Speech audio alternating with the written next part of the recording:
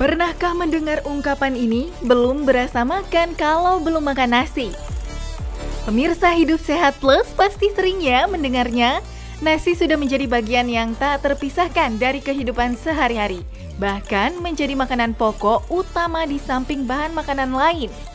Di Indonesia, nasi adalah beras yang telah dimasak sebelum disantap. Beras melalui proses pemasakan ini seiring dengan kemajuan teknologi, pengolahan beras menjadi nasi kini menjadi hal yang praktis dan mudah. Katanya proses pemasakan nasi dengan cara tradisional lebih sehat ya, benarkah? Siapa yang bisa menyangkal kenikmatan dari nasi ketika nanti juga bisa diolah menjadi berbagai macam olahan seperti nasi goreng, nasi putih dan nasi uduk. Namun jangan salah, nasi juga dituduh sebagai penyebab timbulnya beragam penyakit seperti diabetes dan obesitas. Wah, bener nggak ya? Makan nasi hangat memang nikmat, apalagi makan nasi dengan lauk dan sayur favorit Anda. Rasanya susah untuk berhenti. Namun kalau terlalu banyak makan nasi, itu bisa bikin gemuk. Mitos, setiap 100 mg nasi mengandung 175 kilokalori dengan komposisi protein sebanyak 4 gram dan karbohidrat sebanyak 40 gram. Jika ingin menurunkan berat badan, nasi harus tetap menjadi bagian dari makan kita sehari-hari sebagai salah satu sumber karbohidrat. Namun, porsi nasi yang ingin kita makan harus disesuaikan dengan tujuan yang ingin kita capai. Hampir semua orang pasti suka ya makan nasi, bener nggak ya? Tapi ada sebagian orang yang suka makan masih dalam kondisi panas atau hangat. Katanya kalau makan nasi tidak hangat, Anda tidak mau memakannya. Lalu bagaimana dengan penderita diabetes yang justru dilarang makan nasi hangat? Ini fakta atau mitos? Fakta. Jenis dan proses pemasakan akan mempengaruhi indeks glikemik dari nasi yang kita makan. Semakin pulen nasi dan makin menyerupai bubur, maka indeks glikemiknya akan semakin tinggi. Oleh karena itu, penderita diabetes diharapkan untuk lebih memilih nasi merah ataupun nasi putih yang dingin, atau dapat menggunakan trik nasi putih disimpan di dalam lemari pendingin selama 24 jam dan kemudian besoknya dihangatkan. Hal ini akan menurunkan indeks glikemik dari nasi sehingga aman untuk dikonsumsi oleh penderita diabetes. Bukan hanya nasi putih yang dikonsumsi masyarakat.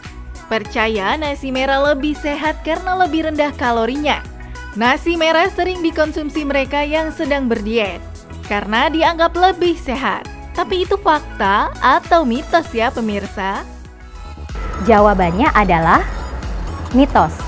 Nasi putih dan nasi merah sama-sama memiliki kandungan kalori yang sama, yaitu sebesar 175 kilokalori. Namun nasi merah memiliki keunggulan yang lebih tinggi, yaitu memiliki kandungan serat dan vitamin yang lebih banyak. Oleh karena itu, nasi merah lebih baik dipilih untuk penderita diabetes ataupun orang yang ingin menurunkan berat badan. Banyak yang bilang nasi itu banyak mengandung gula dan tidak cocok untuk orang dengan diabetes. Fakta atau mitos selanjutnya, benar nggak ya bahwa nasi banyak mengandung gluten? Fakta, nasi yang dipanaskan berjam-jam akan meningkatkan indeks glikemik dari nasi tersebut. Karena molekul atom yang berada di dalam nasi yang dipanaskan akan terpecah sehingga menjadi dalam bentuk lebih sederhana dan kemudian akan meningkatkan indeks glikemik. Indeks glikemik yang tinggi akan meningkatkan kadar gula darah dan apabila terjadi secara terus-menerus, kadar gula darah yang tinggi ini akan meningkatkan risiko terjadinya penyakit degeneratif, salah satunya adalah penyakit diabetes.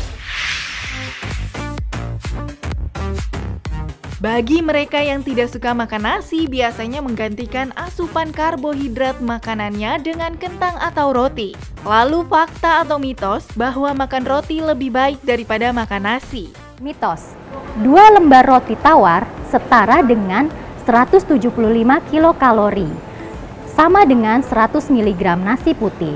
Sehingga jika ingin menurunkan berat badan, pilihlah salah satu nasi atau roti. dengan porsi yang disesuaikan untuk tujuan menurunkan berat badan. Pemirsa, simak dulu yuk tips bagaimana cara konsumsi nasi agar nasi tetap nikmat dan sehat. Pemirsa Ayo Hidup Sehat Plus, jika Anda masih ragu untuk mengkonsumsi nasi, berikut tips untuk mengkonsumsi nasi yang tepat.